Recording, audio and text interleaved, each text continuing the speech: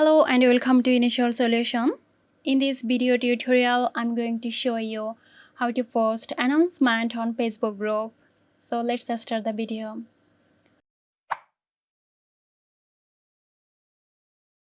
Log into your Facebook via desktop or mobile app. Navigate to the group where you are an admin or a moderator. Only admins and moderators can make posts as announcements.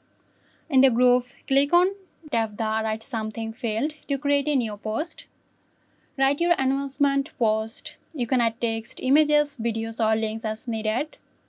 After drafting your post, click Post to share it in the group. Once the post is published, find the post in the group feed. Tap the three dots at the top right of the post. Select Pin to Featured from the drop-down menu.